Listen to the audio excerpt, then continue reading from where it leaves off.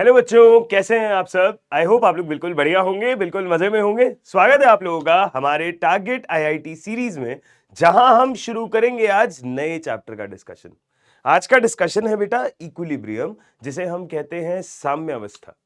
अब अगर आप 11th की एनसीईआरटी पे जाएंगे तो आपकी एनसीईआरटी में एक ही चैप्टर है साम्य अवस्था नाम से, बट हम इसको जेई की तैयारी में दो टुकड़ों में पढ़ते हैं, दो पार्ट्स में पढ़ते हैं। एक होता है रासायनिक साम्य अवस्था, एक होता है आयनिक साम्य अवस्था, है ना। एक होता है रासायनिक साम्य अवस्था, एक होता है आयनिक साम्य अवस्था। तो हम आज के लेक्चर में रासायनिक साम्य अवस्था को डिस्कस करने वाले हैं। जो अगला लेक्चर आएगा, साम्य अवस्था पे 2 लेक्चर्स अलॉटेड है, जो अगला लेक्चर आएगा उसमें हम लोग बातचीत करेंगे आयनिक साम्य अवस्था के बारे में। ऑलराइट, ठीक है जी। एक एक करके शुरू करें क्या चीजें। चलिए आइए डिस्कस करते हैं। बात तो वही है जो हम हर बार कर रहे हैं कि भाई हम करने क्या वाले हैं, सारे कॉन्सेप्ट्स और न्यूमेरिकल्स की प्रैक्टिस। सारे कॉन्सेप्ट्स और न्यूमेरिकल्स की प्रैक्टिस।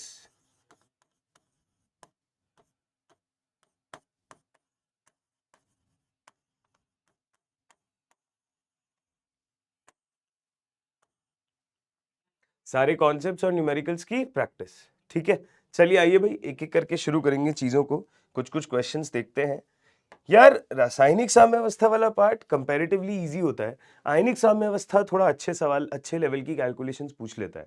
बट ऐसा नहीं कि यहाँ पे बिल्कुल ही फुद्दू सवाल आते हैं, दिमाग लगाने वाले सवाल आएंगे। ऐसा भी नहीं होगा कि बिल्कुल ही मतलब देखते ही हो गए, और ऐसा भी नहीं होगा कि बिल्कुल भी नहीं हुए, ठीक है। न्यूमेरिकल्स भी, कॉन्सेप्ट्स भी। यहाँ पे जेईई एडवांस के पॉइंट ऑफ व्यू से एक बड़ा अच्छा कॉन्सेप्ट यूज में आता है, जिसे कहते हैं ला शातलीय नियम, है ना। एक बड़ा अच्छा, बड़ा इंपॉर्टेंट कॉन्सेप्ट यूज में आता है, जिसे हम क्या कहते हैं, ला शातलीय नियम कहते हैं। अगर हम ला शातलीय नियम की बात करते हैं तो ला शातलीय नियम के अनुसार जब भी कोई अभिक्रिया ऑलरेडी एक बार साम्यावस्था पे है, अब अगर आपने उसको बाहर से किसी फैक्टर से डिस्टर्ब करने की कोशिश करी तो उसका साम्य हिल जाता है। साम्य हिल जाता है मतलब साम्य चला जाता है। उसे दोबारा साम्य पे लाने के लिए आपको कुछ चीजें करनी पड़ती हैं। वो सारी बातें हम लोग डिस्कस करते हैं, ठीक है। चलिए, तो जैसे कि कुछ फैक्टर्स आते हैं वहां पे, एक क्वेश्चन करके देखते हैं। कई सारे सवाल आएंगे, आपको समझ में आएगा क्या है। रासायनिक साम्य गतिशील होता है क्योंकि, रासायनिक साम्य गतिशील होता है क्योंकि, रासायनिक साम्य शीघ्र प्राप्त होता है, ऐसा तो जरूरी नहीं है। रासायनिक साम्य पर अभिकारकों एवं उत्पादों की सांद्रता बराबर होती है, यह भी बिल्कुल जरूरी नहीं है। सांद्रता स्थिर हो सकती है, बराबर हो ये जरूरी नहीं है। अभिकारकों एवं उत्पादों की सांद्रता स्थिर रहती है परंतु भिन्न होती है, ये फिर भी ठीक है। अग्र एवं प्रतीप अभिक्रिया समान गति से होती है। हाँ जी, हम बोलते ही हैं कि फॉरवर्ड का जो रेट है और बैकवर्ड का जो रेट है वो क्या है, समान है। फॉरवर्ड का और बैकवर्ड का रेट क्या है, समान है, ठीक है। बहुत बढ़िया। तो आपके क्वेश्चन का सही आंसर हो जाएगा सी और डी ऑप्शन। आपके क्वेश्चन का सही आंसर हो जाएगा सी और डी ऑप्शन। थ्योरेटिकल सवाल था, इजी सवाल था, आपने देखा। आई होप आपको क्लियर हुआ होगा, राइट। बहुत सही। चलिए आइए नेक्स्ट क्वेश्चन को पढ़ते हैं और नेक्स्ट क्वेश्चन को ट्राई करते हैं। प्लीज ध्यान से देखिएगा, ये वाला सवाल क्या कहना चाह रहा है समझने की कोशिश करिए। सवाल ये कह रहा है, एक पात्र में होने वाली एक गैसीय अभिक्रिया है C2H4 plus H2 give C2H6। सवाल ने कहा है गैसीय अभिक्रिया है, मतलब सब कुछ गैस है। अगर सब कुछ गैस है, जिस अभिक्रिया के लिए डेल्टा H एंथैल्पी का अंतर दिया हुआ है -32.7 किलो कैलोरी, -32.7 किलो कैलोरी, तो आपको बताना है C2H4 का साम्य सांद्रण, C2H4 का साम्य सांद्रण किसके द्वारा बढ़ाया जा सकता है। C2H4 का साम्य सांद्रण किसके द्वारा बढ़ाया जा सकता है। कहने का मतलब यह है कि C2H4 गैस है,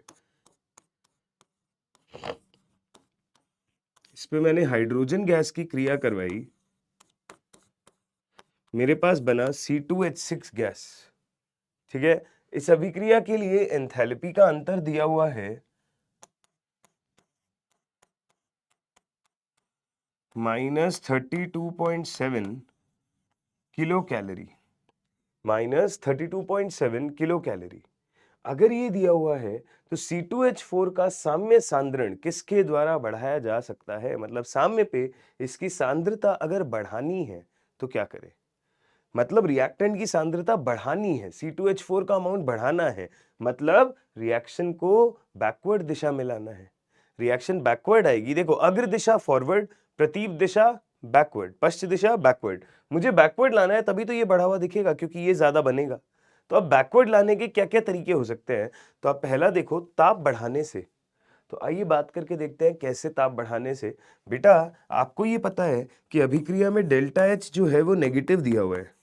डेल्टा एच नेगेटिव का मतलब होता है बेटा ऊष्माक्षेपी अभिक्रिया। डेल्टा एच नेगेटिव का मतलब होता है ऊष्माक्षेपी अभिक्रिया। अगर ये ऊष्माक्षेपी अभिक्रिया है तो हम बोलते हैं ऊष्माक्षेपी अभिक्रिया के लिए जो साम्य स्थिरांक होता है वो ताप के व्युत्क्रम होता है ना? ये बात आपको पता है।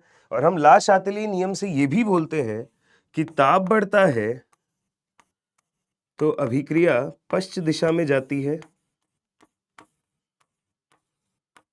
और अगर ताप घटता है तो अभिक्रिया अग्र दिशा में जाती है।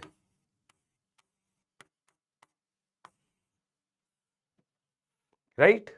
ये चीज है। हमने बोला अगर डेल्टा एच नेगेटिव है तो ऊष्माक्षेपी अभिक्रिया है।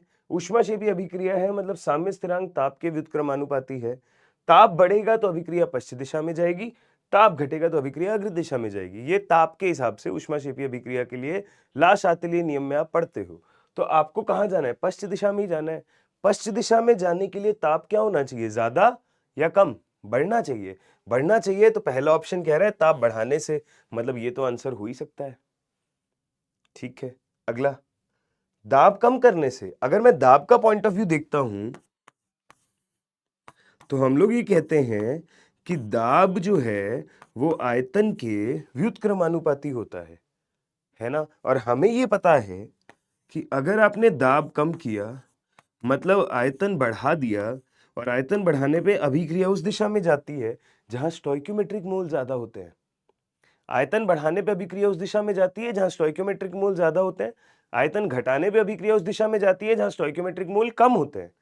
अगर दाब घटा तो आयतन बढ़ा, आयतन बढ़ा मतलब अभिक्रिया उस दिशा में जाएगी जहां स्टोइक्योमेट्रिक मोल ज्यादा है। यहां स्टोइक्योमेट्रिक का 1 मोल है, यहां स्टोइक्योमेट्रिक के 2 मोल है, मतलब बैकवर्ड दिशा में जाएगी, है ना? अगर मैंने दाब को बढ़ाया यानी कि आयतन को घटाया, यानी कि अभिक्रिया को किस दिशा में लेके गए? जहां स्टोइक्योमेट्रिक मोल कम है, मतलब अग्र दिशा में। राइट? सवाल कह रहा है दाब कम करने से, दाब कम, अभिक्रिया पश्चिम दिशा, पश्चिम दिशा में आई तो C2H4 की सांद्रता बढ़ जाएगी। ऑब्वियसली ये भी आंसर हो जाएगा। नेक्स्ट, कुछ हाइड्रोजन को हटाकर। बेटा जी हाइड्रोजन को हटाकर मतलब हाइड्रोजन को कम कर दिया। तो ध्यान से देखिएगा, हम लोगों ने ये बात पढ़ी हुई है कि अगर कोई अभिक्रिया है R gives P, अगर कोई अभिक्रिया है R gives P, तो आप ध्यान से देखना साम्य पे आने के बाद अगर मैंने R की सांद्रता बढ़ाई तो अभिक्रिया अग्र दिशा में जाएगी, अगर मैंने P की सांद्रता बढ़ाई तो अभिक्रिया पश्च दिशा में जाएगी। पहली बात तो ये कि अगर मैंने अभिकर्मक की सांद्रता बढ़ाई तो अभिक्रिया अग्र दिशा में जाएगी, अगर मैंने प्रोडक्ट की सांद्रता बढ़ाई तो अभिक्रिया पश्च दिशा में जाएगी, है ना? अगर रिएक्टेंट बढ़ाया तो अग्र दिशा, प्रोडक्ट बढ़ाया तो पश्च दिशा। या फिर हम उल्टा भी कह सकते हैं, अगर मैंने रिएक्टेंट घटाया तो फिर अभिक्रिया कहाँ जाएगी? पश्च दिशा। और अगर मैंने प्रोडक्ट घटाया तो अभिक्रिया कहाँ जाएगी? अग्र दिशा।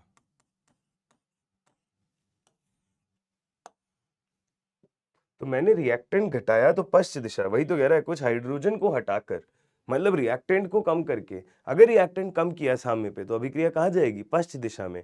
पश्च दिशा में जाएगी तो C2H4 का सांद्रण बढ़ जाएगा। तो ये भी ठीक है भाई। सर सारे ही ठीक है क्या? ट्राई करके देखते हैं। कुछ C2H6 को मिलाकर मैंने C2H6 और मिलाया। अगर C2H6 और मिलाया मतलब प्रोडक्ट की सांद्रता बढ़ाई, अगर प्रोडक्ट की सांद्रता बढ़ाई तो अभिक्रिया कहाँ जाएगी? पश्चिम दिशा में जाएगी, यानी कि वापस से पीछे, यानी कि C2H4 का सांद्रण बढ़ जाएगा। यानी कि आंसर हो गया ABCD। आंसर क्या हो गया? ABCD। क्लियर है? बढ़िया। ठीक है साहब, बहुत सही, डन, गुड क्वेश्चन। ला शातले नियम का पूरा रिवीजन अच्छे से हमने आज पे करने की कोशिश करी। आई होप आपको समझ भी आया होगा।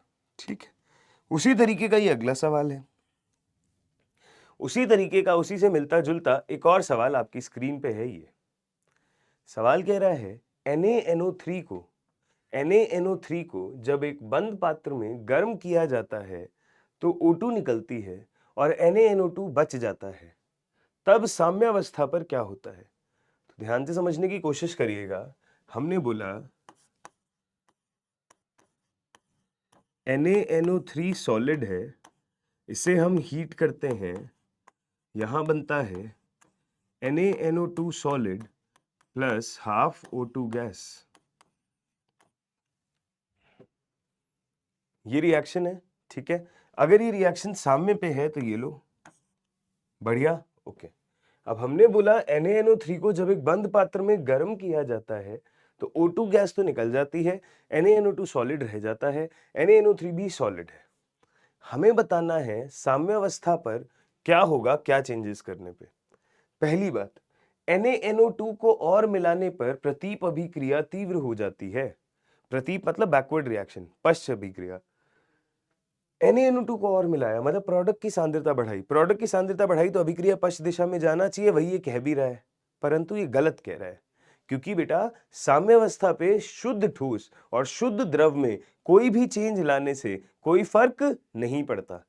साम्यावस्था में शुद्ध ठोस और शुद्ध द्रव में कोई भी चेंज लाने से कोई फर्क नहीं पड़ता। यहां पे NaNO2 की बात हो रही है जो कि ठोस है। तुम ठोस को और मिलाओ या ठोस को हटाओ, आपको कोई फर्क नहीं पड़ेगा। तुम NaNO3 को और मिलाओ और हटाओ, कोई फर्क नहीं पड़ेगा। तो मुझे लगता है कि इस तरीके से तो A और B दोनों ऑप्शन ही रिजेक्ट हो गए। A और B दोनों ऑप्शन ही रिजेक्ट हो गए। थर्ड ऑप्शन पे चलते हैं। ताप बढ़ाने पर अग्र अभिक्रिया तीव्र हो जाती है। अगर मैंने ताप बढ़ाया तो क्या होगा? अगर मैंने ताप बढ़ाया तो क्या होगा? समझने की कोशिश करिए। ताप बढ़ाने पर अग्र अभिक्रिया तीव्र हो जाती है। बेटा जी ये बॉन्ड्स टूटे हैं, बॉन्ड्स टूटने में बाहर से एनर्जी लगती है, मतलब डेल्टा H पॉजिटिव रहा होगा इस रिएक्शन का। सोडियम नाइट्रेट का विघटन हुआ है, विघटन होता है तो डेल्टा H पॉजिटिव होता है।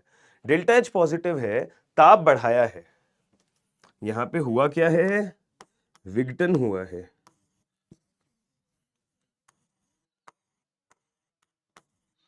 और जब विघटन होता है तो डेल्टा H पॉजिटिव होता है। अगर डेल्टा H पॉजिटिव होता है तो हमें यह पता है साम्य स्थिरांक जो है वो ताप के समानुपाती है। अगर साम्य स्थिरांक आपका ताप के समानुपाती है तो इस बात का ये मतलब होता है कि ताप बढ़ाने पे अभिक्रिया अग्र दिशा में जाती है और ताप घटाने पे अभिक्रिया पश्च दिशा में जाती है। ठीक है, ताप बढ़ाने पे अभिक्रिया अग्र दिशा में जाती है, ताप घटाने पे अभिक्रिया पश्च दिशा में जाती है। तो हमने वही तो कहा है कि ताप बढ़ाने पर अग्र अभिक्रिया तीव्र हो जाती है। सही बात है, होगी ही, डेल्टा H पॉजिटिव है, बढ़िया, ये सही लग रहा है। और दाब अधिक करने पर प्रतीप अभिक्रिया तीव्र हो जाती है। अब दाब की बात आ रही है तो दाब आयतन के व्युत्क्रमानुपाती होता है। आपने अगर दाब अधिक किया, इसका मतलब आयतन कम किया, और अगर आयतन आपने कम किया तो इस बात का क्या मतलब है? अभिक्रिया उस दिशा में जाएगी जहां स्टोइक्योमेट्रिक मोल भी कम हो रहे होंगे। तो हम बोलेंगे गैसीय स्टोइक्योमेट्रिक मोल की बात होगी, सॉलिड की नहीं। तो प्रोडक्ट साइड में हाफ है, रिएक्टेंट साइड में 0 है, मतलब बैकवर्ड अभिक्रिया हो जाएगी, यानी कि आंसर आ जाएगा ये। देखो ध्यान से, कोई दिक्कत है तो बताओ। देखो ध्यान से, कोई भी दिक्कत है तो बताओ। यस, कोई भी दिक्कत आई तो बताओ। ये सॉलिड देख के ऑप्शंस में कंफ्यूजन होता ही है, हमें वो कंफ्यूजन नहीं लाना बिल्कुल भी। समझ रहे हैं बात?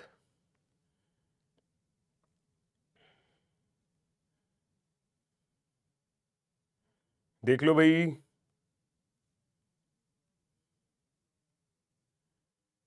ठीक है, आगे चले। चलिए आगे बढ़ते हैं, अगले क्वेश्चन पे चलते हैं। ध्यान से देखिएगा, ये सब एडवांस के PYQs हैं जो हम कर रहे हैं। मैं हमेशा ही बोलता हूँ, हम एडवांस का बैच अगर चला रहे हैं तो हम एडवांस के सवालों की प्रैक्टिस कर रहे हैं। मैं आपसे ये उम्मीद करके चलता हूं कि आप क्लास में आने से पहले इस चैप्टर को एक बार पूरा अपनी तरफ से रिवाइज करके आते होगे अपने नोट्स से, सो दैट जब यहाँ सवाल करें तो आपके कॉन्सेप्ट पॉलिश हो और आपके क्वेश्चंस हो पाए, है ना। अगर आप सीधा बस ये लेक्चर अटेंड करने आ जाते हैं तो फिर कोई फायदे वाली बात ज्यादा है नहीं। ठीक, चलिए बहुत बढ़िया, आगे ध्यान से सुने, ये क्वेश्चन है, मैं पानी पीता हूँ फिर आगे शुरू करते हैं, आप लोग पढ़िए इस क्वेश्चन को।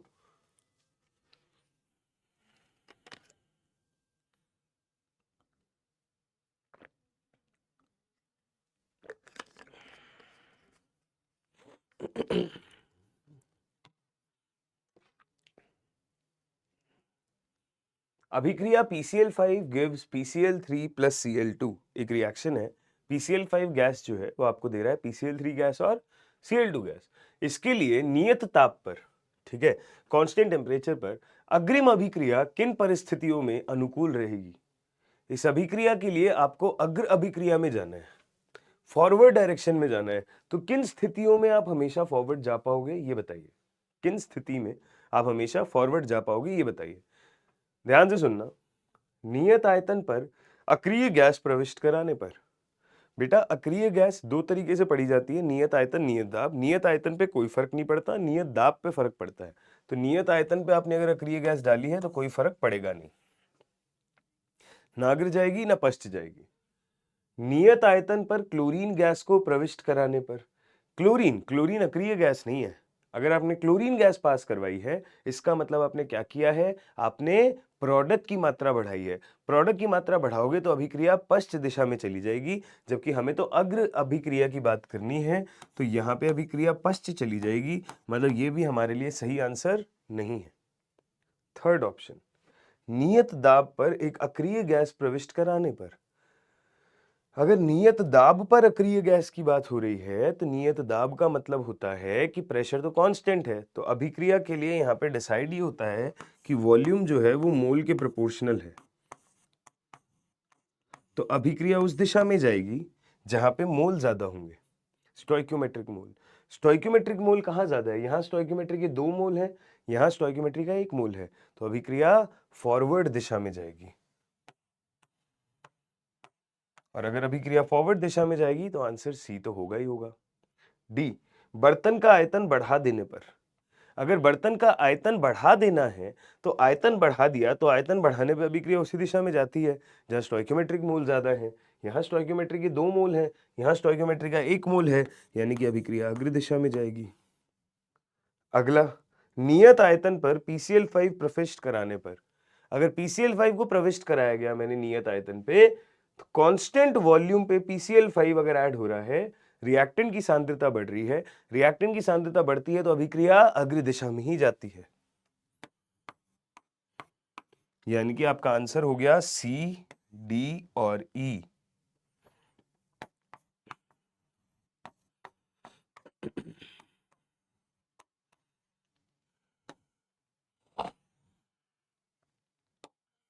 ठीक है, सी, डी और ई। प्लीज ध्यान से देखें, कोई दिक्कत है तो बताएं, कोई समस्या है तो बताएं। सही है जी, बढ़िया, ओके आगे बढ़ो।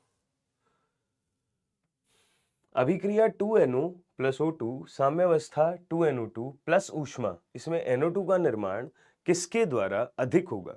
NO2 का निर्माण ज्यादा कराना है, मतलब प्रोडक्ट ज्यादा बनाना है। अगर आप ये प्लस ऊष्मा का मतलब देख रहे हैं, इसका मतलब होता है कि इतनी ऊष्मा उत्सर्जित हो रही है। अगर आप रिएक्शन देखें, 2NO gas plus O2 gas साम्यावस्था 2NO2 गैस, डेल्टा H है नेगेटिव, है ना। प्लस ऊष्मा का मतलब है कि इतनी ऊष्मा उत्सर्जित होती है, तो NO2 का निर्माण किसके द्वारा अधिक होगा, NO2 ज्यादा किसके द्वारा बनेगा, कम दाब। कम दाब, दाब अगर कम करेंगे तो आयतन ज्यादा होगा, आयतन ज्यादा होगा तो अभिक्रिया उस दिशा में जाएगी जहां स्टोइक्योमेट्रिक मोल ज्यादा होंगे, और स्टोइक्योमेट्रिक मोल ज्यादा बैकवर्ड डायरेक्शन में है, तो NO2 का निर्माण तो नहीं होगा, तो ये ऑप्शन तो रिजेक्ट हो गया, राइट। ऐसी बाकी ट्राई करके देखना फटाफट।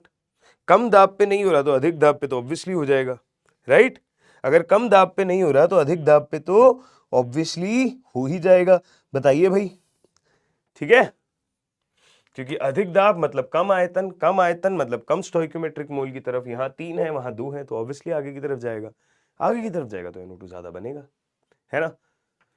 ठीक है, कम ताप। अब बेटा जी अगर कम ताप की बात करी जाए तो डेल्टा H नेगेटिव है, ऊष्माक्षेपी अभिक्रिया है। ऊष्माक्षेपी अभिक्रिया है तो हम बोलेंगे साम्य स्थिरांक जो है वो ताप के व्युत्क्रमानुपाती है। साम्य स्थिरांक जो है वो ताप के व्युत्क्रमानुपाती है। अगर साम्य स्थिरांक आपका ताप के व्युत्क्रमानुपाती है तो हम बोलेंगे कि ताप बढ़ाने पर अभिक्रिया किधर जाएगी, पश्च दिशा में, और ताप घटाने पर अभिक्रिया कहां जाएगी, अग्र दिशा में। प्लीज ध्यान से देखें, है ना। अगर ऐसा है तो समझे बात को ध्यान से, कम ताप है, अगर ताप कम है तो अभिक्रिया कौन सी दिशा में जानी चाहिए, अग्र दिशा में। अग्र दिशा में जाएगी तो NO2 का निर्माण होगा। यस। अच्छा, अभिकारकों के भार में कमी। अगर अभिकारकों के भार में कमी डालोगे, अमाउंट कम करोगे, तो इससे क्या होगा, अभिकारकों के अमाउंट को कम करोगे तो क्या होगा, सोचो क्या फर्क पड़ सकता है, होगा क्या उससे NO2 का निर्माण, क्या लगता है। हाँ जी, अगर अभिकारकों के भार में कमी करोगे तो उससे क्या NO2 का निर्माण हो पाएगा क्या, सोच के बताइए प्लीज। यस, सोच के बताइएगा प्लीज। हाँ जी, ठीक है, चलिए, ओके, बढ़िया। अभिकारकों के भार में कमी, बेटा भार में कमी डालने से कुछ नहीं होता, हमें सांद्रता से फर्क पड़ता है ना। अमाउंट में कमी, आप मात्रा में कमी डालेंगे तो बात फर्क पड़ता। अगर आपने इनके अमाउंट में कमी डाली है, अमाउंट में कमी करी है, अभिकारकों के भार में कमी, मतलब आपने बेसिकली क्या किया, NO कम कर दिया, O2 कम कर दिया। तो अगर आप रिएक्टेंट कम करते हैं तो फिर क्या होता है, याद करो, हमने सिखाया था आपको, अगर आप रिएक्टेंट कम करते हैं तो अभिक्रिया पश्च दिशा में जाती है ना। अगर आप रिएक्टेंट की मात्रा कम करते हैं तो अभिक्रिया पश्च दिशा में जाती है। अगर अभिक्रिया पश्च दिशा में जाती है तो NO2 का निर्माण तो यहाँ पे नहीं हो पाएगा, सिंपल सी बात है। सही है जी, बढ़िया, ठीक। अगला सवाल, तो सर ये क्या सारे इसी टाइप के सवाल आते हैं क्या, नहीं बेटा, न्यूमेरिकल्स भी आते हैं, अभी आएंगे न्यूमेरिकल, पहले एक एक करके सब टाइप के सवाल देख लें। जैसे ये न्यूमेरिकल टाइप्स है, जब A और B दो क्रिया कारकों को मिलाया जाता है तो प्रोडक्ट C और D प्राप्त होते हैं। क्रिया की प्रारंभिक अवस्था पर क्रियाफल क्या है। ठीक है, हमने बोला A और B को मिलाया जाता है, C और D बनते हैं।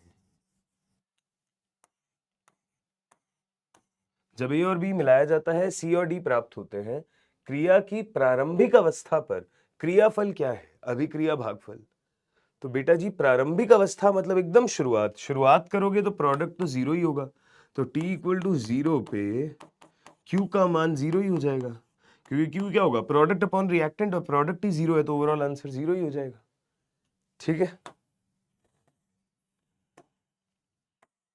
बट समय के साथ ये घटता है, समय के साथ ये बढ़ता है, साम्य पर निर्भर नहीं करता है। बेटा जैसे जैसे समय बीतेगा ऑब्वियसली प्रोडक्ट की सांद्रता कुछ कुछ तो बढ़ेगी, 0 से तो कुछ कुछ बढ़ेगी, तो Q भी ऑब्वियसली बढ़ेगा, है ना। ठीक है, तो ये और Q बिल्कुल साम्य के साथ निर्भर करता है, तो C ऑप्शन तो गलत हो जाएगा। हम वो बात करते हैं ना, अगर Q का मान K इक्विलिब्रियम से कम है तो अभिक्रिया अग्र दिशा में जाएगी, Q का मान K इक्विलिब्रियम से ज्यादा है तो अभिक्रिया पश्च दिशा में जाएगी। ये सारी बातें हम करते हैं ना दोस्त, बस तो फिर उसी चीजों के बारे में डिस्कशन यहाँ पे किया जा रहा है। चलिए बहुत बढ़िया, आगे बढ़ते हैं। ये देखो एक बहुत बेहतरीन सवाल, 298 केल्विन पर गैसीय X2 का गैसीय X में ऊष्मा अपघटन एक समीकरण द्वारा होता है, और वो समीकरण है X2 से साम्यावस्था 2x।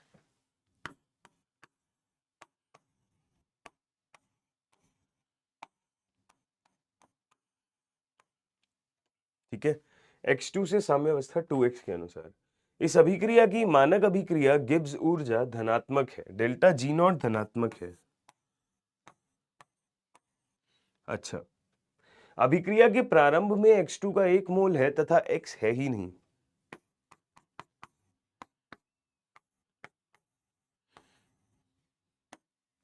सही है जी, जैसे जैसे ये अभिक्रिया बढ़ती है, निर्मित x के मोलों की संख्या बीटा द्वारा दी जाती है। जो भी x के मोल बनेंगे उन्हें बीटा कहा जाता है। ठीक है, इस प्रकार साम्यावस्था पर निर्मित x के मोलों की संख्या बीटा इक्विलिब्रियम कहलाती है। अभिक्रिया 2 बार के स्थिर कुल दाब पर की जाती है। मान लें कि गैसें आदर्श व्यवहार करती हैं। ठीक है, तो करना क्या है, 298 केल्विन पर बीटा इक्विलिब्रियम के पद में साम्य स्थिरांक Kp का मान क्या होगा। अच्छा, t इक्वल टू 0 पे 1 है तो ये 0 है। जैसे जैसे साम्य अवस्था आएगी, C में से C अल्फा जाता है तो 1 में से अल्फा जाएगा। 1 मोल पे 2 मोल तो अल्फा पे जाएगा 2 अल्फा, और इस 2 अल्फा को हम कह देंगे बीटा इक्विलिब्रियम। 2 अल्फा को हम क्या कह देंगे, बीटा इक्विलिब्रियम, है ना। ठीक है, तो यहां से आपको ये समझ में आ रहा है क्या,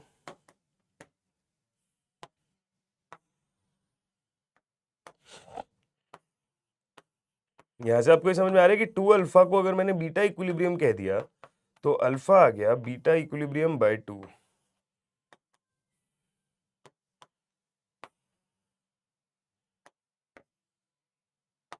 अल्फा क्या आ गया, बीटा इक्विलिब्रियम बाय 2।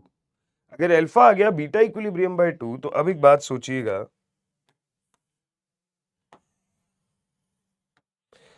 सोचिएगा, अगर हमें केपी लिखना है तो केपी क्या होता है, आंशिक दाब के टर्म्स में लिखा जाता है। हम बोलते हैं एक्स के आंशिक दाब का वर्ग डिवाइडेड बाय x2 के आंशिक दाब की घात 1।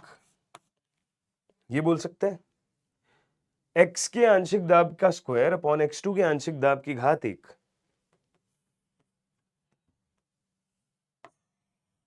ये हो गया केपी। अब आंशिक दाब कैसे निकलेगा, तो आपको पता है आंशिक दाब होता है मोल भिन्न इंटू कुल दाब।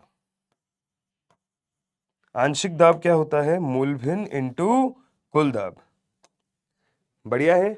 अगर मोल भिन्न इंटू कुल दाब है तो कुल दाब तो आपको अच्छे से पता है 2 बार है, पर मोल भिन्न कैसे निकलेगा, तो आइए बात करें। अगर हम बात करते हैं x का आंशिक दाब, तो ये हो जाएंगे x के साम्यावस्था पर mole upon total mole 1 minus alpha plus 2 alpha beta, यानी कि 2 अल्फा अपॉन 1 प्लस अल्फा। देख पा रहे हैं, है ना। ये हो जाएगा इंटू कुल दाब, इंटू कुल दाब है 2 बार। समझ पा रहे हो आप, बहुत बढ़िया। तो यहाँ पे अगर मैं इसको बीटा के टर्म्स में लिखना चाहूँ तो ये हो जाएगा, अल्फा होता है बीटा बाय 2 ना, तो 2 into beta equilibrium bye 2 into 2 upon 1 plus beta equilibrium bye 2। सही है, इससे ये कैंसिल हो जाएगा, 2 beta equilibrium upon 1 plus beta equilibrium bye 2। बढ़िया। अगर मैंने x2 की बात करी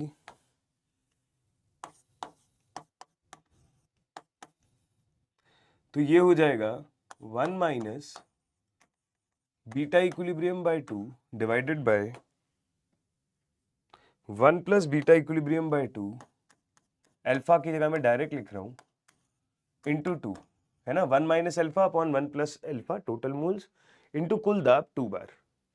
अगर इसे मैं सॉल्व करता हूं तो ये बन जाएगा 2 minus beta equilibrium upon 2 plus beta equilibrium into 2। ये हो गया x2 का आंशिक दाब। अगर ये समझ में आ गया तो kp समझ में आ जाएगा। kp क्या हो जाएगा, x के आंशिक दाब का वर्ग अपॉन x2 के आंशिक दाब की घात 1। x का आंशिक दाब कितना हो जाएगा आपके पास, 2 beta equilibrium upon 1 plus beta equilibrium bye 2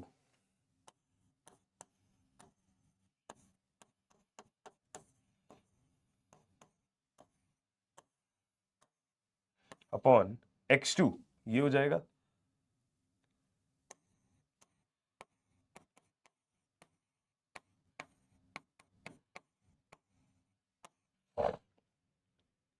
सही है जी, बहुत बढ़िया। यहां तक बात समझ में आती है। ठीक है, यहां भी ऊपर अगर मैंने एलसीएम ले लिया तो ये बन जाएगा 4 beta equilibrium upon 2 plus beta equilibrium का स्क्वायर डिवाइडेड बाय 2 टाइम्स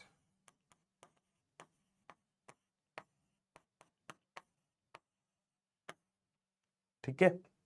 ये चीज समझ में आती है? बढ़िया। इसे और सॉल्व कर लो। 16 बीटा इक्विलिब्रियम का square divided by 2 plus beta equilibrium का square into 2 minus beta equilibrium, और ऊपर हो जाएगा 2 प्लस बीटा इक्विलिब्रियम। इससे एक पावर हटा दी, इस 2 से इसको काट दिया,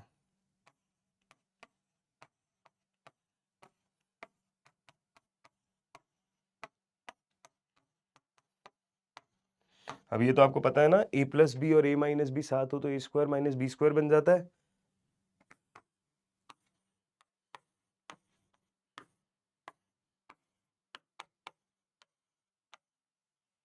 ये हो जाएगा।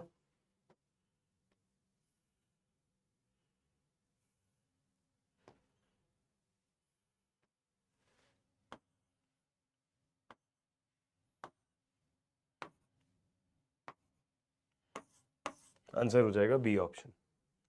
ठीक है, क्लियर है? कोई दिक्कत है तो बताओ। यस, चेक कर लो कैलकुलेशंस। केपी निकालना था, केपी हमने डायरेक्ट निकाल दिया। कोई दिक्कत है तो बताइए प्लीज।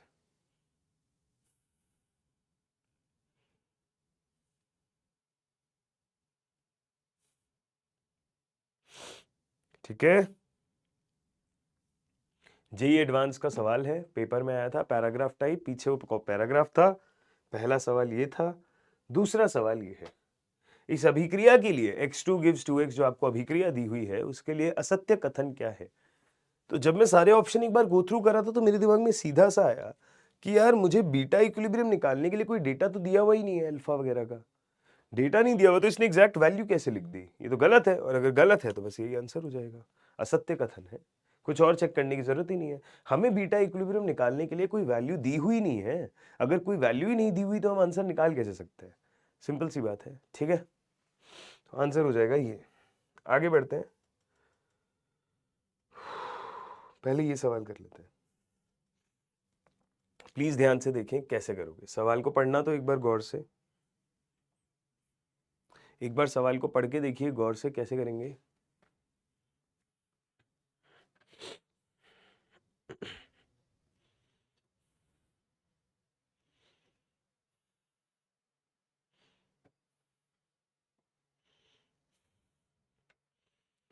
ताप 1000 केल्विन पर अभिक्रिया A गिव्स B पर ध्यान दें।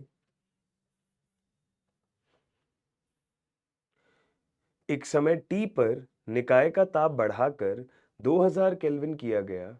ठीक है, पहले 1000 केल्विन था, फिर आपने ताप बढ़ा के 2000 केल्विन किया और निकाय को साम्यावस्था में पहुंचने दिया गया।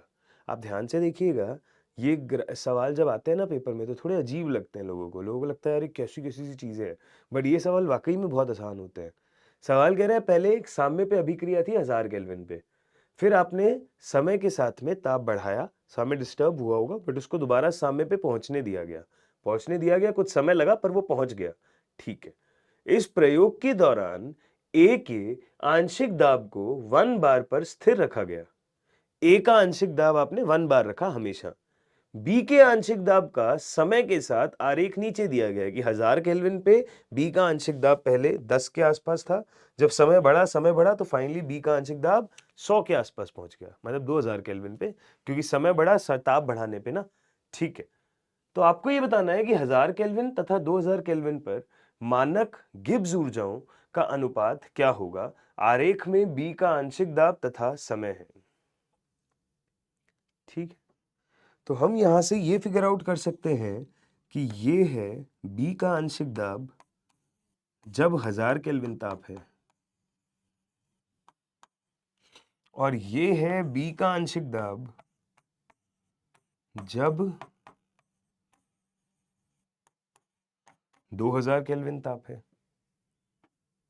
अगर ये बात आपको समझ में आती है, रिएक्शन है ए गिव्स बी।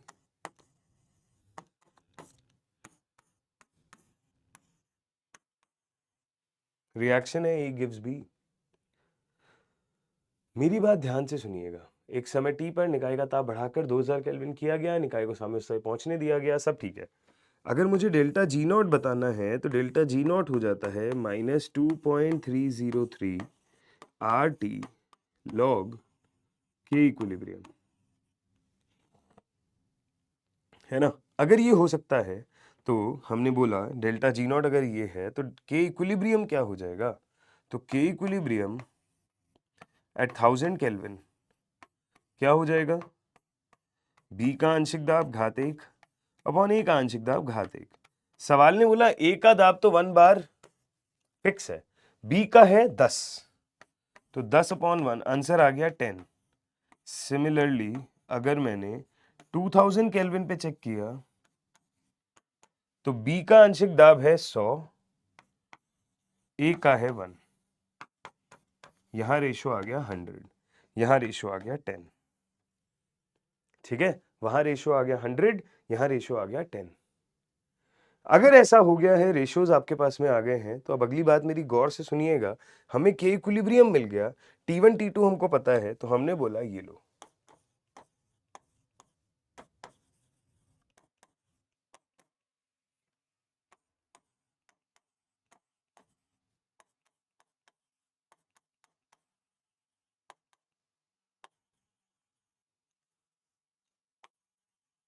के इक्विलिब्रियम 1000 केल्विन पे कितना था, 10। अच्छा, अगर मैं 2000 केल्विन पे बात करता हूं,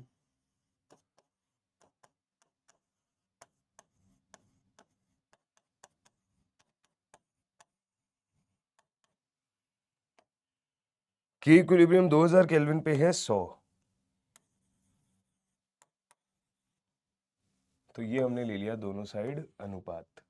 अगर मैंने अनुपात ले लिया तो अब बात को ध्यान से समझिएगा, माइनस से माइनस कैंसिल, इससे ये कैंसिल, इससे ये कैंसिल, 3 जीरो से 3 जीरो कैंसिल, तो रेशियो आ जाएगा 1/2 इंटू ऊपर है log 10, नीचे है log 100।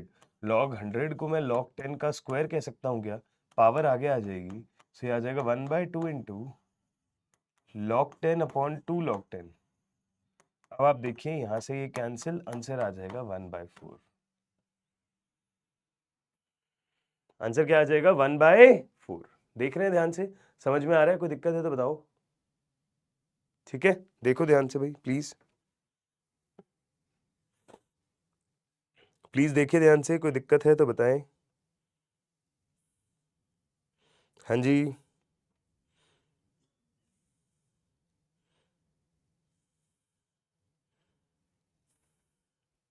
आगे बढ़े।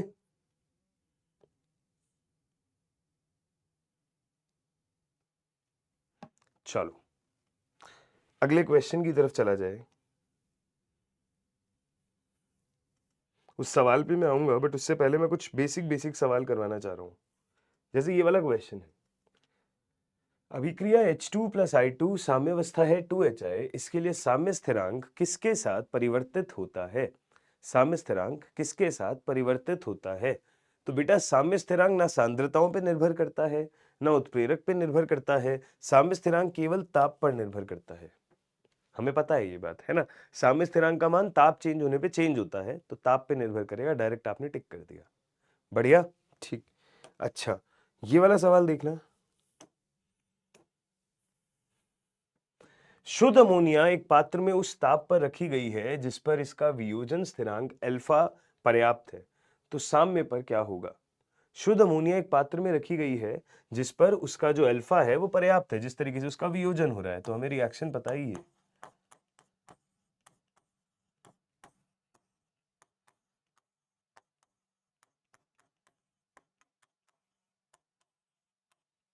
है ना। केपी का मान दाब के साथ नहीं बदलता, ऑब्वियसली नहीं बदलता, क्योंकि केपी का मान केवल ताप के साथ बदलता है। सिंगल करेक्ट सवाल था, हमने इसको ट्राई कर लिया। अल्फा दाब के साथ नहीं बदलता, NH3 का सांद्रण दाब के साथ नहीं बदलता, हाइड्रोजन का सांद्रण नाइट्रोजन से कम है, वो सारी बातें डेटा पे डिपेंड करती हैं, बट केपी का मान दाब के साथ नहीं बदलता, ये बात ठीक है ना। ठीक, बढ़िया।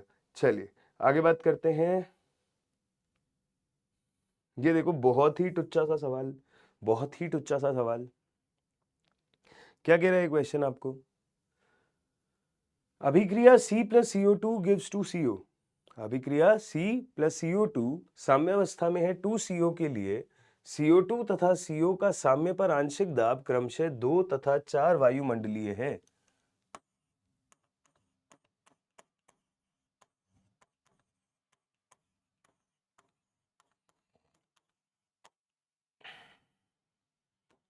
ये अभिक्रिया है। CO2 तथा CO का साम्य पर आंशिक दाब 2 तथा 4।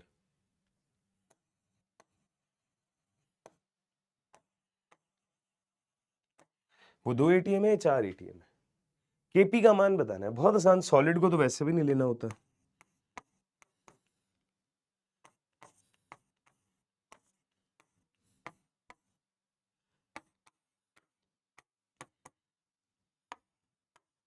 देखो 4 का स्क्वायर अपॉन 2 की पावर 1, 16/2, क्या आंसर 8 आ जाएगा? बिल्कुल आ जाएगा। और अगर आंसर 8 आ जाएगा तो सी ऑप्शन आपका क्या हो जाएगा? आंसर। अब सर ये ऐसे सवाल एडवांस में आते हैं क्या? बेटा मैं हर क्लास में कहता हूँ, जरूरी नहीं होता हर सवाल धुरंधर है, कुछ सवाल इजी भी आते हैं, क्योंकि उसको बिल्कुल ही फेल थोड़ी करना है आपको पेपर में। ऐसे सवाल भी आते हैं, आए हैं, और ये उसका आंसर है। ठीक है, चलिए बहुत बढ़िया। आइए अगले सवाल की तरफ चलते हैं। ये वाला क्वेश्चन देखना तो, अभिक्रिया A2 + 4B2 gives 2 AB4। Delta H है नेगेटिव, ऊष्मा क्षेपी अभिक्रिया है। AB4 का बनना अधिक कब होगा? यस, AB4 का बनना अधिक कब होगा? भाई AB4 है प्रोडक्ट, ये अधिक कब बनेगा? ध्यान से समझो। A2 गैस + 4B2 गैस, और इससे आपका फाइनली बन रहा है साम्यावस्था पे 2AB4 गैस। सवाल कह रहा है AB4 ज्यादा बनना चाहिए। AB4 ज्यादा कब बनेगा? अगर अभिक्रिया मेरी ऊष्माक्षेपी है, अगर डेल्टा H लेस देन 0 है, तो इसका मतलब ये है कि K इक्विलिब्रियम जो है वो ताप के व्युत्क्रमानुपाती है।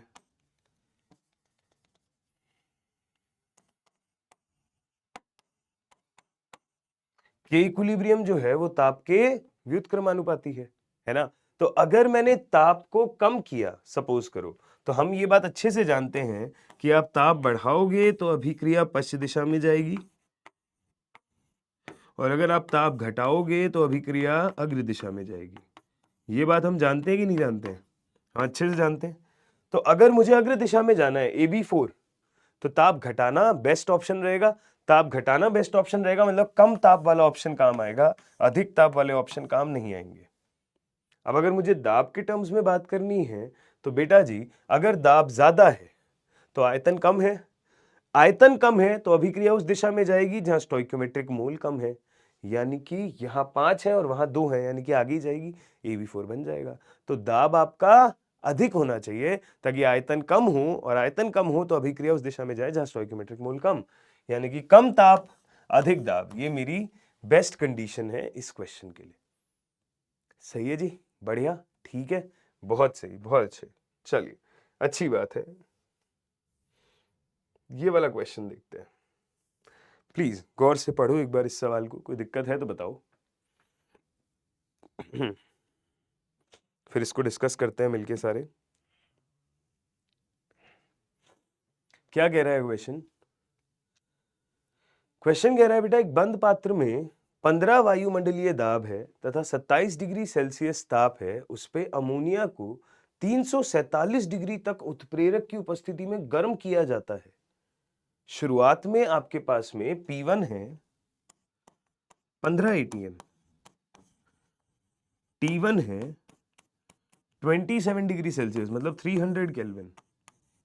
इसको आपने गर्म किया कहां तक? 600 केल्विन तक। दाब क्या रहा होगा हमें नहीं पता।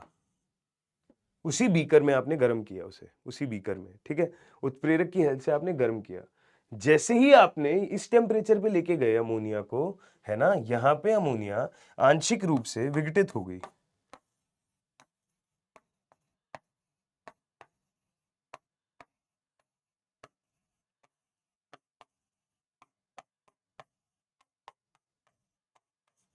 यहां पे अमोनिया जो है वो आंशिक रूप से विघटित हो गई।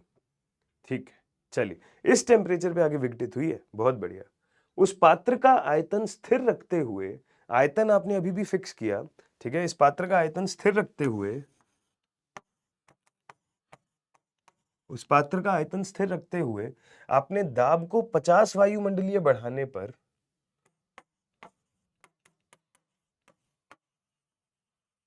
दाब को 50 वायुमंडलीय बढ़ाने पर वियोजित NH3 के प्रतिशत की गणना करिए। कितना NH3 वियोजित हुआ?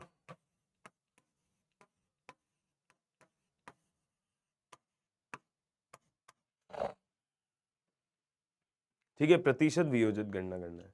मैं एक्सप्रेशन बना के दूंगा, कैलकुलेशन आप लोग करना। एक बात देखो, पहले ये तो पता चले कि साम्यावस्था किस दाब पे आई है, तभी तो हम फिर यहां से वहां का कोई बातचीत करेंगे। मुझे ये समझ में आ रहा है कि P है और T है, अगर मेरे पास में वॉल्यूम फिक्स है, एक ही बीकर में रिएक्शन हो रही है, तो क्योंकि PV is equal to NRT होता है, तो उतना ही अमोनिया है ना। वॉल्यूम आपका फिक्स है, बंद पात्र है, और R आपका कांस्टेंट होता है, तो क्या मैं P/T को कांस्टेंट मान सकता हूं? अगर मैं इस दौरान P/T को कांस्टेंट मान सकता हूं, तो मैं P1/T1 को P2/T2 के बराबर कर सकता हूं, यानी कि 15/300 इसे किसके बराबर करूंगा? P2/600, है ना। 15/300 P2/600, P1/T1 equal to P2/T2।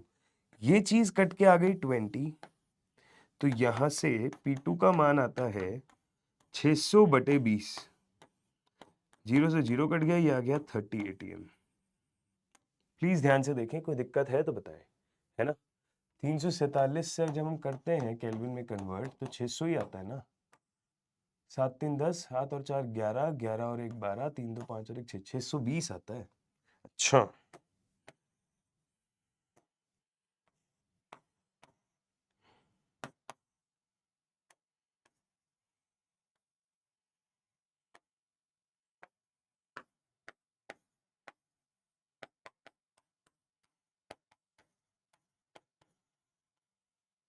तो यहां से P2 आ जाएगा 31 ATM। सही है। 31 ATM वो दाब है जिस पर ये अभिक्रिया साम्यावस्था पे आई है ना। फिर 31 से 50 तक ये जारी है, ठीक है। वॉल्यूम आपका फिक्स है, सवाल ही कह रहा है, आपने पात्र फिक्स रखा है, तो फिर मोल्स में क्या चेंज आएगा वो हमको देखना है ना। तो आप एक बात देखिएगा,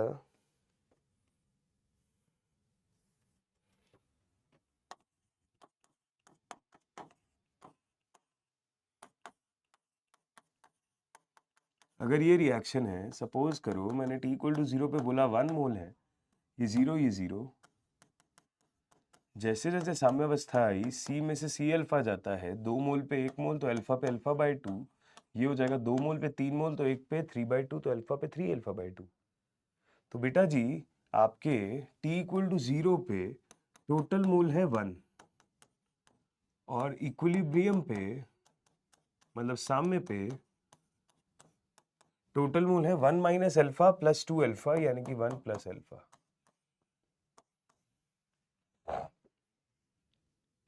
है ना। ठीक है जी, बहुत अच्छी बात है। अगर ये बात आपको समझ में आती है, वॉल्यूम अगर आपका कांस्टेंट है, हम यहाँ पे ये कह सकते हैं कि टेम्परेचर आपका फिक्स नहीं भी हो रहा, टेम्परेचर आपका चेंज हो भी रहा है, तो भी प्रेशर आपके मोल्स के प्रोपोर्शनल है। प्रेशर आपका मोल के प्रोपोर्शनल है, क्योंकि टेम्परेचर भी आपका फिक्स है, 347 kelvin degree Celsius, 347 degree Celsius, जिसको आपने फर्दर अपने हिसाब से चेंज कर दिया, मतलब केल्विन के अंदर 620। टेम्परेचर आपका फिक्स है, तो प्रेशर प्रोपोर्शनल टू मोल्स कर सकते हैं हम, है ना। अगर दाब आपका मोल के समानुपाती है, मैं सिर्फ अल्फा निकालना चाह रहा हूं, उसके लिए कर रहा हूं ये सब, तो मुझे पता है कि शुरुआत में अभिक्रिया साम्य पे कितने दाब पे थी, देन धीरे धीरे दाब आपका बड़ा होगा, ऐसी शुरुआत में अभिक्रिया क्या थे, और फाइनली उसके मोल्स क्या रहे होंगे। तो आपको पता है, अभिक्रिया साम्य पे शुरुआत में थी, 31 ATM पे साम्य आना शुरू हुआ था, जो 50 ATM तक चला गया दाब, तो ये हो गया 31/50। यहां शुरुआत में मोल थे 1, और फाइनली ये आपके हो गए 1 प्लस अल्फा। यहां से आप देखिएगा अल्फा का मान आ जाएगा वही हो जाएगा प्रतिशत वियोजन, परसेंटेज निकाल देंगे हम लोग, है ना। क्लियर है, कोई दिक्कत तो नहीं है? बहुत बढ़िया, ठीक है। हमें क्या बताना है? हमें बताना है NH3 का प्रतिशत वियोजन। 1 मोल लेके चले थे, फाइनली इतना बच गया था, तो कितना आपका चेंज आया वो अल्फा आ गया। Alpha upon initial mole into 100 करके हम आंसर निकाल देंगे। ठीक है ना, कर देंगे। क्लियर है, बहुत बढ़िया। चलो, ये अच्छा सवाल था, इजी सवाल था। ये चीजें समझनी जरूरी थी कि पहले आपने दाब निकाला साम्य का, फिर आपने मोल निकाले, फिर आपने प्रतिशत निकाला। क्वेश्चन तो हो जाएगा, कैलकुलेशन आप कर लेंगे, बट तरीका मुझे बताना जरूरी था, तरीका मैंने आपको बता दिया। देखें ध्यान से, सही है जी, बहुत बढ़िया, बहुत अच्छे। चलिए एक सवाल की तरफ और चलें। ये वाला सवाल पढ़ें ध्यान से इस क्वेश्चन को।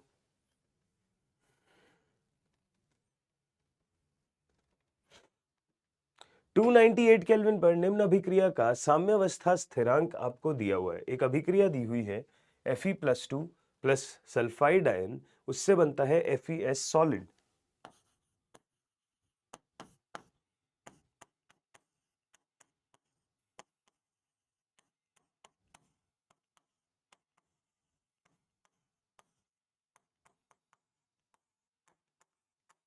ये रिएक्शन है। आपको इस अभिक्रिया के लिए Kc दिया हुआ है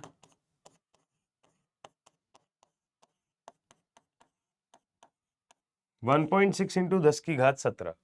ठीक है, जब 0.06 मोलर Fe+2 एक्वस और 0.2 मोलर सल्फाइड आयन के समान आयतनों को मिश्रित किया गया है, तो आप इस बात को समझें कि मेरे पास यहां Fe+2 है, यहां मेरे पास सल्फाइड आयन है, ये है 0.06 मोलर, आयतन है V, ये है 0.2 मोलर, आयतन है V। अगर मैंने दोनों को मिश्रित किया तो फाइनल आयतन हो गया V1 प्लस V2 यानी कि 2V। तो मेरे पास मिश्रण के बाद में फाइनल सांद्रता इसकी क्या हो जाएगी? इसके फाइनल मोल्स होते हैं molarity into volume upon final आयतन है ये, तो ये हो जाएगी 0.03 मोलर, जिससे अभिक्रिया शुरू होगी। और सल्फाइड आयन के लिए हो जाएगा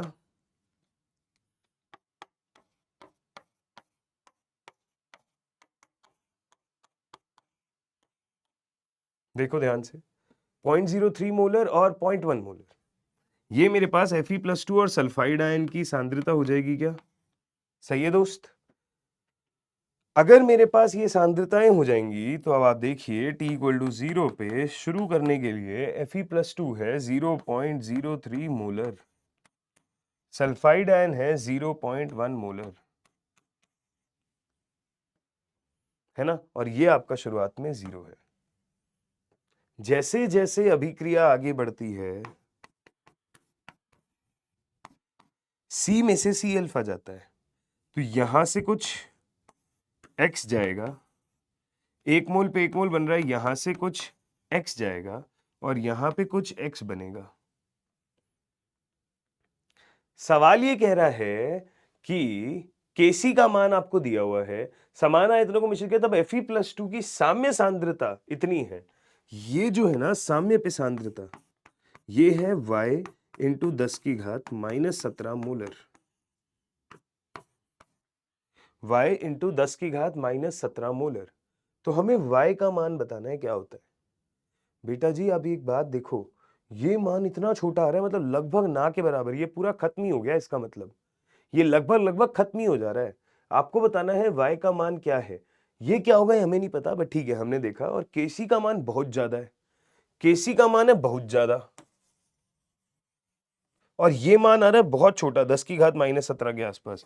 तो एक बार गौर से देखिएगा, अगर ये मान इतना छोटा आ रहा है तो मैं ये मानूं ये लगभग जीरो ही हो रहा है। बट ठीक है हम एग्जैक्टली जीरो मानेंगे नहीं, हम मानेंगे ठीक है कोई बहुत छोटी वैल्यू आ रही है, पर अगर ये लगभग खत्म है तो मतलब x का मान आपको पता चल गया 0.03 के आसपास होना चाहिए, है ना। x का मान अगर 0.03 के आसपास, क्योंकि ये लगभग जीरो ही हो रहा है, सिंस ये वैल्यू लगभग जीरो हो रही है तो x का मान हम लगभग अज्यूम कर सकते हैं इतना रहा होगा। मैंने माना बहुत छोटी वैल्यूज को ये लिख दिया एक बार, पर ये वैल्यू मेरी लगभग ये आ जाएगी, फिर आ जाएगी ना, बढ़िया, क्योंकि मैंने x को 0.03 रख दिया। अब आप एक बात देखना, अगर मैं यहाँ पे Kc का मान लिखता हूं तो सॉलिड को तो लिखूंगा नहीं, नीचे ये लिखूंगा Kc का मान कितना है 1.6 इंटू 10 की घात 17, क्योंकि बहुत बड़ी वैल्यू है। 1 अपॉन इसको मैंने y मान लिया और इसे मैंने क्या मान लिया 0.07। अब तुम देखो तुम्हें मिलता जुलता सा आंसर दिखाई देगा। तो y का मान आ जाएगा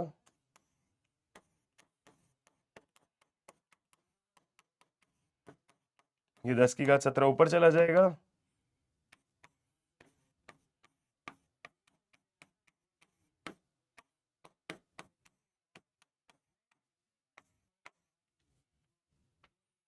ये जो चीज आई है ये है कैपिटल Y, यही तो निकालनी थी। दैट्स इट, आ गया आंसर। ठीक है, इसको सॉल्व कर दो। 16 इंटू 7 अगर आप करते हो 7 6 42 112 होगा क्या, ये हम लोग बोलेंगे ऊपर 100 आएगा, यहाँ 10 आएगा, नीचे आ जाएगा 112 और ये है इंटू 10 की घात -17। अब बस इस चीज को सॉल्व करना है आपको, आपका आंसर आ जाएगा। ठीक है, आसान था। तो बस इस तरीके से अजम्पशंस लेके क्वेश्चन करना था, क्वेश्चन इजी था। बढ़िया है भाई। एक आखिरी सवाल देखो आज की क्लास का, ये वाला। बाकी तो वही लास्ट शातिलीय नियम है, वो तो आपने बहुत ज्यादा देख ही लिया। ये एक अच्छा सवाल और है जेईई एडवांस का। सवाल कह रहा है एक अभिक्रिया है, सर ये अभिक्रिया बहुत पूछी जाती है अमोनिया वाली। हाँ बेटा, इस चैप्टर की ना कहीं जेईई एडवांस वाले की फेवरेट अभिक्रिया है ये। कभी वो ऐसे सीधा देता है, कभी उल्टा देता है, बट ये बोलता बहुत है ये वाली अभिक्रिया को। अगर ये अभिक्रिया बहुत बोलता है तो ध्यान से देखो, N2 + 3H2 से 2NH3 बन रहा है, डेल्टा H आपका लेस देन 0 है, ऊष्माक्षेपी अभिक्रिया है। अमोनिया के उत्पाद की समय पर निर्भरता P और T1 ताप पर ये दी हुई है, दाब P है, ताप T1 है, कि समय के साथ NH3 का प्रोडक्शन बढ़ रहा है, बढ़ रहा है, बढ़ रहा है, बढ़ रहा है, बढ़ रहा है, एक समय के बाद में वो स्थिरता की तरफ जा रहा है। हमने बोला यदि यह अभिक्रिया P1, T2 ताप पर कर दी जाए, ठीक है, P, T2 ताप पर, ये पहले P, T1 है, मैंने P, T2 ताप पर कर दी, जहां T2 का मान T1 से ज्यादा है, तो बताइए प्रतिशत उत्पाद की निर्भरता कौन सा ग्राफ सही प्रदर्शित करेगा। तो बेटा अगर मैंने ताप बढ़ाया तो शुरुआत में तो दर बढ़ेगा, शुरुआत में तो अमोनिया ज्यादा बनेगा T1 वाले से, बट क्योंकि अभी अल्टीमेटली अभिक्रिया ऊष्माक्षेपी है, तो होगा क्या, ऊष्माक्षेपी अभिक्रिया, ताप बढ़ाने पे अभिक्रिया पश्च दिशा में जाती है। कई बार हम आज की क्लास में डिस्कस कर चुके हैं, मतलब NH3 का प्रोडक्शन कम होगा अल्टीमेटली। शुरुआत में थोड़ा बहुत बढ़ेगा क्योंकि अभिक्रिया का दर बढ़ता है ताप बढ़ने से, बट फिर धीरे धीरे समय के साथ वो कम होने लग जाएगा। तो ऐसा कौन सा ग्राफ है जो ये चीज बताता है कि शुरुआत में बढ़ेगा और ये बाद में तो सेम हो जा रहा है। देखो शुरुआत में बढ़ा, डॉटेड से T2 वाला आगे आया, बट बाद में T2 वाला नीचे चला गया। समय के साथ में प्रोडक्शन क्या हो जाएगा, कम, क्योंकि ऊष्माक्षेपी अभिक्रिया है।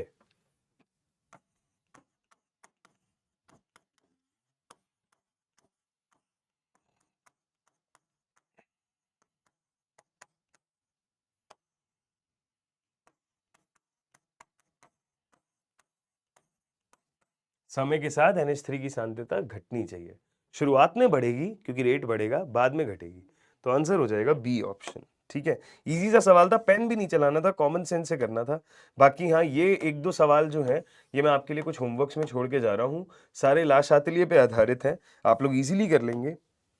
That's all for today. ठीक है, तो ये मैंने रासायनिक साम्यावस्था की कुछ बेहतरीन प्रोफाइल्स आप लोगों से डिस्कस करी।